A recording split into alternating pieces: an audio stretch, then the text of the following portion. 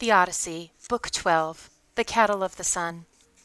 Now when our ship had left the ocean river rolling in her wake and launched out into open sea with its long swells to reach the island of Aea, east where the dawn forever young has home and dancing rings in the sun his risings, heading in we beached our craft on the sands, the crews swung out on the low sloping shore, and there we fell asleep, awaiting dawn's first light.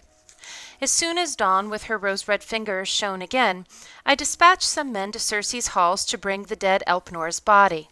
We cut logs in haste, and out on the island's sharpest jutting headland held his funeral rites in sorrow, streaming tears. Once we'd burned the dead man and the dead man's armor, heaping his grave mound, hauling a stone that coped it well, we planted his balanced oar aloft to crown his tomb. And so we saw to his rites, each step in turn, nor did our coming back from death escape Circe. She hurried toward us, decked in rich regalia, handmaids following close with trays of bread and meats galore and glinting ruddy wine. And the lustrous goddess, standing in our midst, hailed us warmly. Ah, my darling, reckless friends, you who ventured down to the house of death alive, doomed to die twice over, others died just once. Come, take some food and drink some wine. Rest here the livelong day, and then, tomorrow at daybreak, you must sail. But I will set you a course and chart each sea mark, so neither on sea nor land will some new trap ensnare you and trouble make you suffer more. Her foresight won our fighting spirits over. So all that day till the sun went down, we sat and feasted on sides of meat and heady wine, and then when the sun had set and night came on, the men lay down to sleep in the ship's stern cables. But Circe, taking me by the hand, drew me away from all my shipmates there, and sat me down, and lying beside me probed me for details. I told her the whole story, start to finish. Then the queenly goddess laid my course. Your descent to the dead is over, true, but listen closely to what I tell you now, and God himself will bring it back to mind. First you will raise the island of the Sirens, those creatures who spellbind any man alive, whoever comes their way. Whoever draws too close, off guard, and catches the sirens' voices in the air, no sailing home for him, no wife rising to meet him, no happy children beaming up at their father's face. The high, thrilling songs of the siren will transfix him, lulling there in their meadow, round him heaps of corpses rotting away, rags of skin shriveling on their bones. Race straight past that coast. Soften some beeswax and stop your shipmates' ears so none can hear, none of the crew. But if you are bent on hearing, have them tie you hand and foot to the swift ship, erect at the mast block, lashed by ropes to the mast so you can hear the Sirens' Song to your heart's content. But if you plead, commanding your men to set you free, then they must lash you faster, rope on rope. But once your crew has rowed you past the sirens, a choice of routes is yours. I cannot advise you which to take or lead you through it all. You must decide for yourself, but I can tell you the ways of either course. On one side, beetling cliffs shoot up, and against them pound the huge roaring breakers of blue-eyed Amphitrite. The clashing rocks, they are called, by all the blissful gods. Not even the birds can escape them, no, not even the doves that veer and fly ambrosia home to Father Zeus. Even of those the sheer rocks always pick off one, and Father wings one more to keep the number up. No ship of men has ever approached and slipped past, always some disaster. Big timbers and sailors' corpses whirled away by the waves and lethal blasts of fire. One ship alone, one deep-sea craft, sailed clear, the Argo, sung by the world, when heading home from Aeetes shores, and she would have crashed against those giant rocks and sunk at once if Hera, for love of Jason, had not sped her through. On the other side loomed two enormous crags. One thrusts into the vaulting sky its jagged peak, hooded round with a dark cloud that never leaves. No clear, bright air can ever bathe its crown, not even in summer's heat or harvest time. No man on earth could scale it, mount its crest, not even with 20 hands and 20 feet for climbing, the rock so smooth, like dressed in burnished stone. And halfway up that cliffside stands a fog-bound cavern gaping west toward Erebus, realm of death and darkness. Past it, great Odysseus, you should steer your ship. No rugged young archer could hit that yawning cave with a winged arrow shot from off the decks. Scylla lurks inside, the yelping horror, yelping no louder than any suckling pup, but she's a grisly monster, I assure you. No one could look on her with any joy, not even a god who meets her face to face. She has 12 legs, all writhing, dangling down, and 6 long swaying necks, a hideous head on each head barbed with a triple row of fangs, thick-set, packed tight, and armed to the hilt with black death.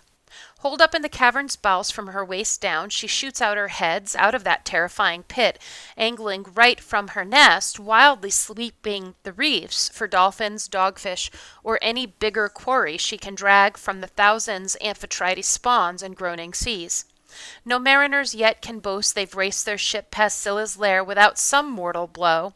With each of her 6 heads she snatches up a man from the dark proud craft and whisks them off. The other crag is lower, you will see, Odysseus, though both lie side by side, an arrow shot apart. Atop it a great fig tree rises, shaggy with leaves. Beneath it, awesome Charybdis gulps the dark water down. 3 times a day she vomits it up, 3 times she gulps it down. That terror! Don't be there when the whirlpool swallows down. Not even the earthquake god could save you from disaster. No, hug Scylla's crag, sail on past her, top speed. Better by far to lose 6 men and keep your ship than lose your entire crew. Yes, but tell me the truth now, goddess, I protested. Deadly Charybdis, can't I possibly cut and run from her and still fight Scylla off when Scylla strikes my men? So stubborn, the lovely goddess countered, hell-bent yet again on battle and feats of arms. Can't you bow to the deathless gods themselves? Scylla's no mortal. She's an immortal devastation, terrible, savage, wild, no fighting her, no defense. Just flee the creature, that's the only way. Waste any time arming for battle beside her rock, I fear she'll lunge out again with all of her 6 heads and seize as many men. No, row for your lives, invoke brute force, I tell you, Scylla's mother. She spawned her to scourge mankind. She can stop the monster's next attack. Then you will make the island of Thrinacia, where herds of the sun god's cattle graze, and fat sheep and 7 herds of oxen, as many sheep flocks, rich and woolly, 50 head in each. No breeding swells their number, nor do they ever die. And goddesses herd them on, nymphs with glinting hair, Phaethusa, Lampete, born to the sun god Helios by radiant Neaera. Their queenly mother bred and reared them both and settled them on the island of Thrinacia, their homeland seas away, to guard their father's sheep and longhorn cattle. Leave the beasts unharmed, your mind set on home, and you all may still reach Ithaca, bent with hardship, true, but harm them in any way, and I can see it now, your ship destroyed, your men destroyed as well. And even if you escape, you'll come home late, all shipmates lost, and come a broken man. At those words, Dawn rose on her golden throne, and lustrous Circe made her way back up to the island. I went straight to my ship, commanding all hands to take to the decks and cast off cables quickly. They swung aboard at once and sat to the oars in ranks, and in rhythm churned the water white with stroke on stroke. And Circe, the nymph with glossy braids, the awesome one who speaks with human voice, sent us a hardy shipmate, yes, a fresh following wind ruffling up in our wake, bellying out our sail to drive our blue prow on as we, securing the running gear from stem to stern, sat back while the wind and helmsman kept her true on course. At last, and sore at heart, I told my shipmates, friends, it's wrong for only 1 or 2 to know the revelations that lovely Circe made to me alone. I'll tell you all, so we can die with our eyes wide open now, or escape our fate in certain death together. First, she warns we must steer clear of the sirens, their enchanting song, their meadow starred with flowers. I alone was to hear their voices, so she said, but you must bind me with tight chafing ropes so I cannot move a muscle, bound to the spot erect at the mast block, lashed by ropes to the mast. And if I plead, commanding you to set me free, then lash me faster, rope on pressing rope. So I informed my shipmates point by point, all the while our trim ship was speeding toward the Sirens' island, driven by the brisk wind. But then the wind fell in an instant, all gazed to a dead calm. A mysterious power hushed the heaving swells. The oarsmen leapt to their feet, struck the sail, stowed it deep in the hold, and sat to the oarlocks, thrashing with polished oars, frothing the water white. Now with a sharp sword I sliced an ample wheel of beeswax down into pieces, kneaded them in my 2 strong hands, and the wax soon grew soft.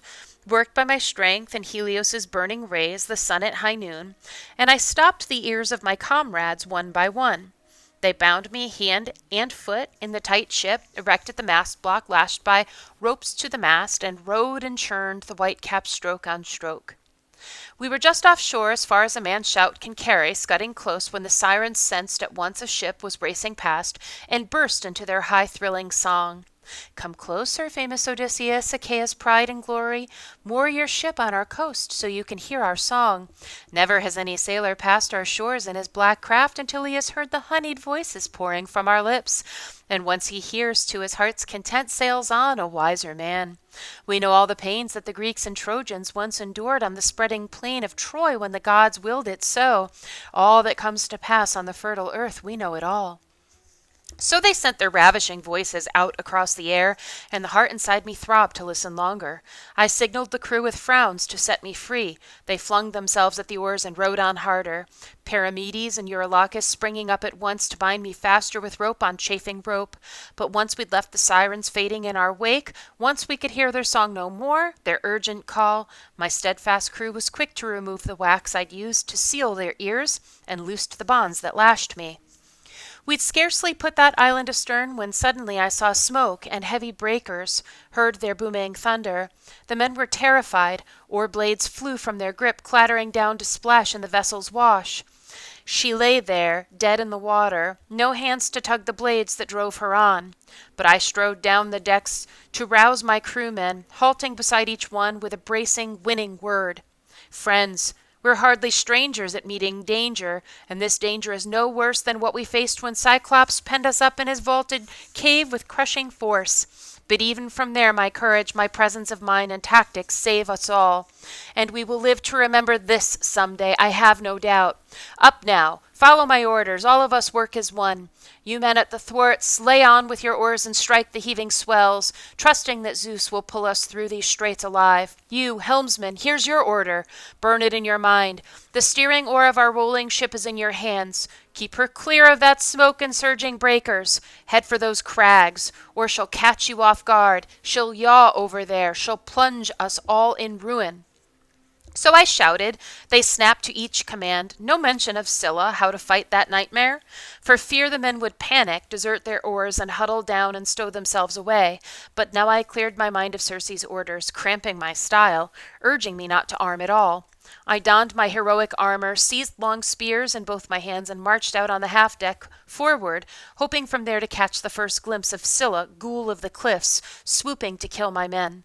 But nowhere could I make her out, and my eyes ached, scanning that mist-bound rock face top to bottom. Now wailing in fear we rode up on those straits, Scylla to starboard, dreaded Charybdis off to port, her horrible whirlpool gulping the sea surge down, down, but when she spewed it up, like a cauldron over a raging fire, all her churning depths would seethe and heave, exploding spray showering down to splatter the peaks of both crags at once. But when she swallowed the sea surge down her gaping maw, the whole abyss lay bare, and the rocks around her roared, terrible, deafening. Bedrock showed down deep, boiling black with sand, and ashen terror gripped the men. But now, fearing death, all eyes fixed on Charybdis, now Scylla snatched 6 men from our hollow ship. The toughest, strongest hands I had, and glancing backward over the deck, searching for my crew, I could see their hands and feet already hoisted, flailing, high, higher over my head, look wailing down at me, comrades, riven in agony, shrieking out my name for one last time. Just as an angler, poised on a jutting rock, flings his treacherous bait in the offshore swell, whips his long rod, hook sheathed in an oxhorn lure, and whisks up little fish he flips on the beach break, writhing, gasping out their lives, so now they writhed, gasping as Scylla swung them up her cliff, and there at her cavern's mouth she bolted them down raw, screaming out, flinging their arms toward me, lost in that mortal struggle. Of all the pitiful things I've had to witness, suffering, searching out the pathways of the sea, this wrenched my heart the most. But now, at last, putting the rocks, Scylla and dread Charybdis far astern, we quickly reached the good green island of the sun, where Helios, Lord Hyperion, keeps his fine cattle, broad in the brow, and flocks of purebred sheep.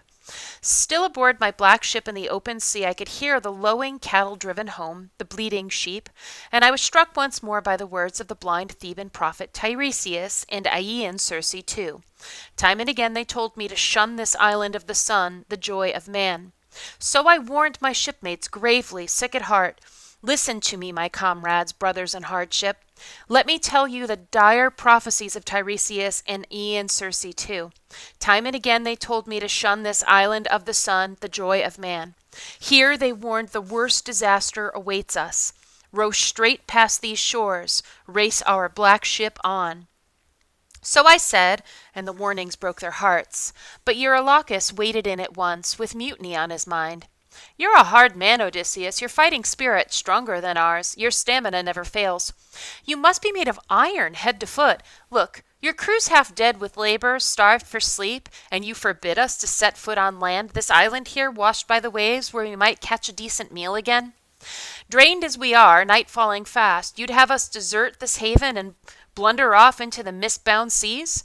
Out of the night come winds that shatter vessels. How can a man escape his headlong death if suddenly out of nowhere a cyclone hits, bred by the south or stormy west wind?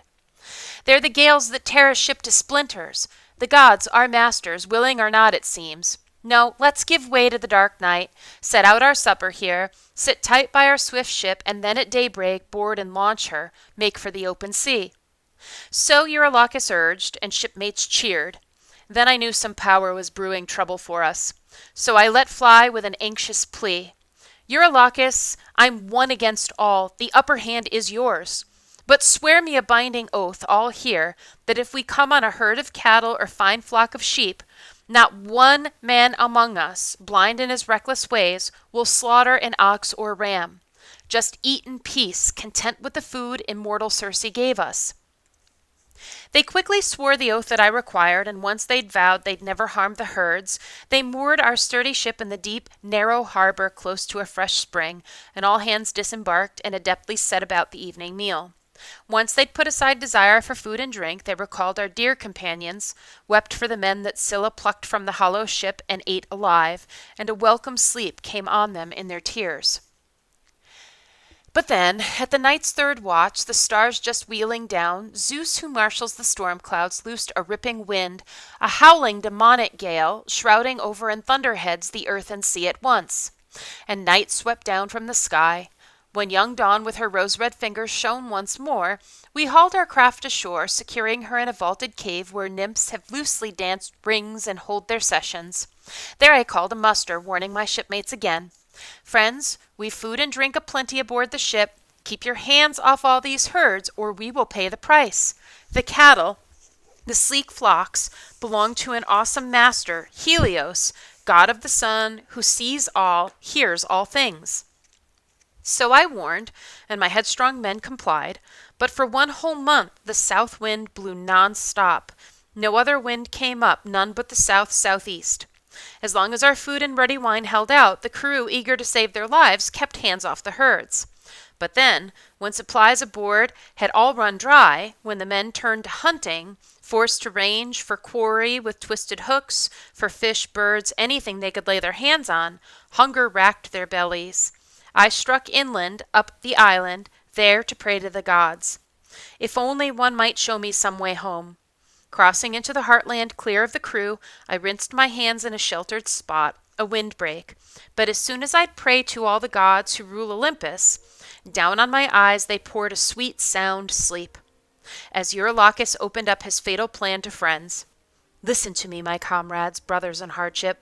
All ways of dying are hateful to us poor mortals, true, but to die of hunger, starve to death, that's the worst of all. So up with you now. Let's drive off the pick of Helios' slick herds, slaughter them to the gods who rule the skies up there.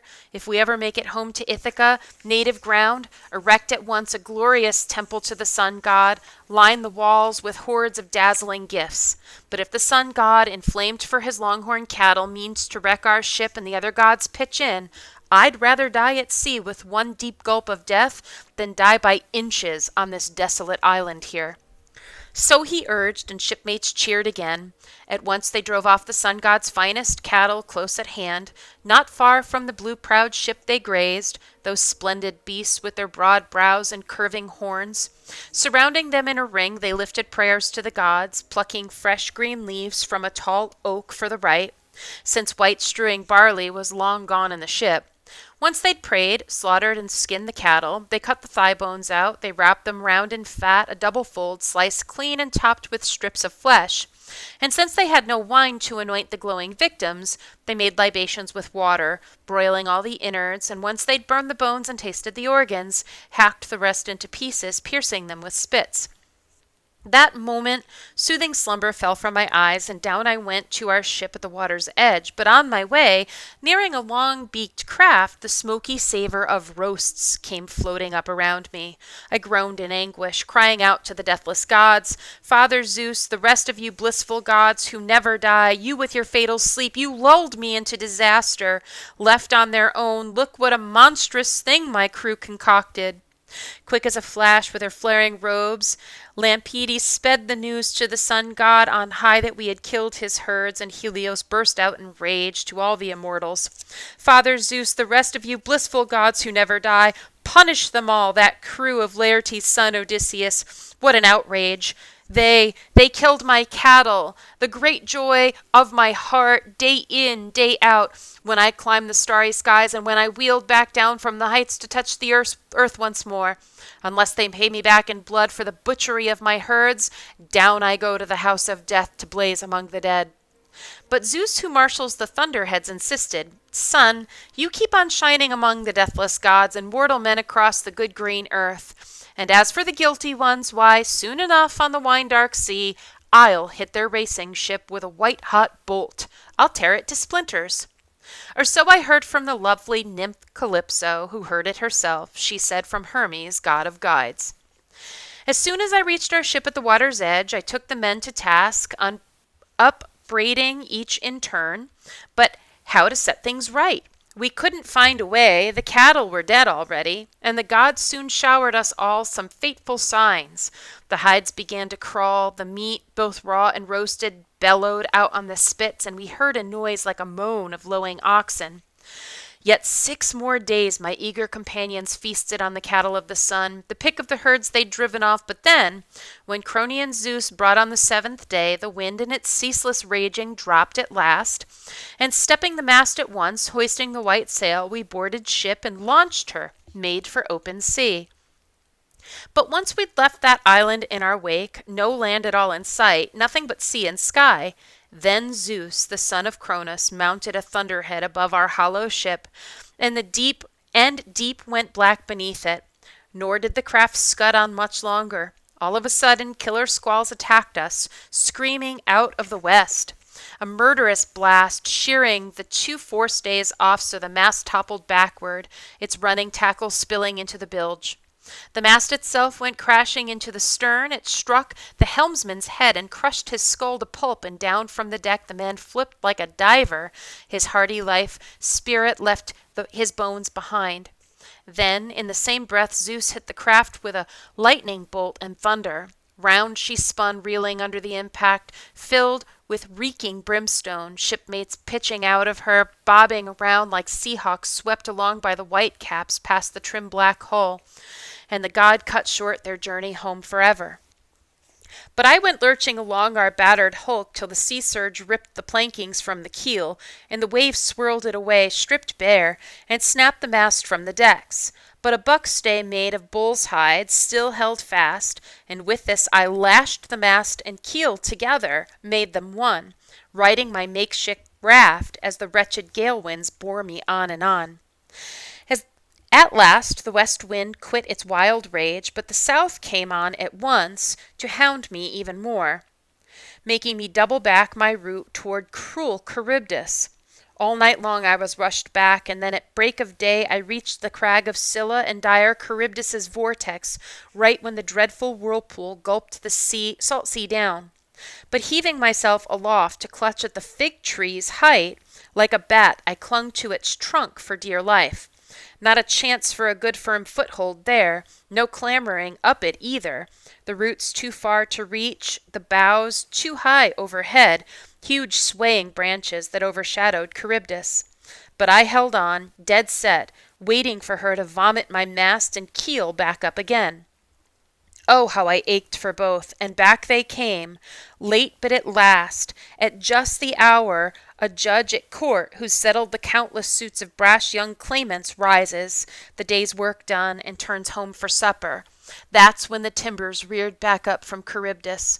I let go. I plunged with my hands and feet flailing, crashing into the waves beside those great beams, and scrambling aboard them fast. I rowed hard with my hands right through the straits, and the Father of men and gods did not let Scylla see me, else I'd have died on the spot, no escape from death. I drifted along 9 days. On the 10th, at night, the gods cast me up on Ogygia, Calypso's island, home of the dangerous nymph with glossy braids, who speaks with human voice, and she took me in. She loved me. Why cover the same ground again? Just yesterday, here at Hall, I told you all the rest. You and your gracious wife. It goes against my grain to repeat a tale told once, and told so clearly.